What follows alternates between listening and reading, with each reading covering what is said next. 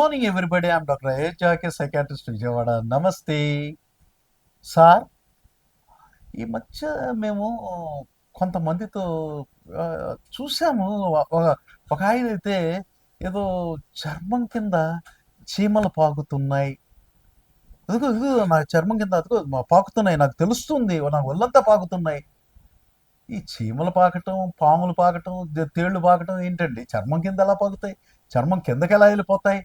అసలు వీళ్ళకేమన్నా తంత్రమో మంత్రమో జరిగిందా? వీళ్ళేమన్నా ఏంటి అంటే, ఇది తంత్రాలు మంత్రాలు కాదు, చేతబడి కాదు, చెల్లంగి కాదు.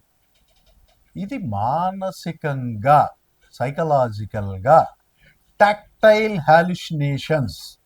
అంటే ఇవి మనకు భ్రాంతుల్లో ఒక రకం. స్పర్శ భ్రాంతులు అంటాం, టాక్టైల్ హాలుసినేషన్స్.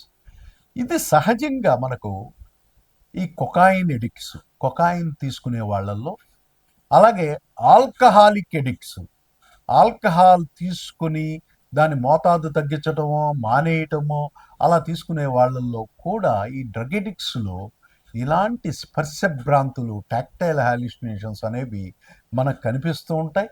అలాగే ఆల్కహాల్ మానేసి మొదటి వారం రోజుల లోపల డెలీరియం ట్రెమెన్స్ అని ఒక ఉన్మాదకరమైన స్థితిలోకి వెళ్తారు. వాళ్ళల్లో కూడా ఈ టాక్టైల్ హాలుసినేషన్స్ అనేవి సహజంగా కనిపిస్తుంటాయి. రేర్గా సైకోసిస్, స్కిజోఫ్రీనియా వ్యాధుల్లో కూడా కనిపిస్తుంటాయి. ఇదంతా కూడా మానసికంగా వచ్చే భ్రాంతుల్లో ఒక భాగమే తప్ప ఇదేదో తంత్రాలు మంత్రాలు కావు. అతని చర్మం కింద నిజంగా చీమలో, ఏనుగులో, పాములో పాకవు.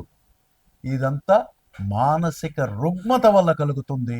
ఇతన్ని మనం ఐడెంటిఫై చేసి ఇది ఎందుకు జరుగుతుంది, ఏ జబ్బు వల్ల జరుగుతుందని డయాగ్నోస్ చేసి మానసిక వైద్యుడి పర్యవేక్షణలో ట్రీట్మెంట్ చేస్తే ఇతను అంతకు ముందున్న మామూలు స్థితికి వచ్చి యథాతథ స్థితిలో మామూలు జీవితం హ్యాపీగా జీవించగలరు.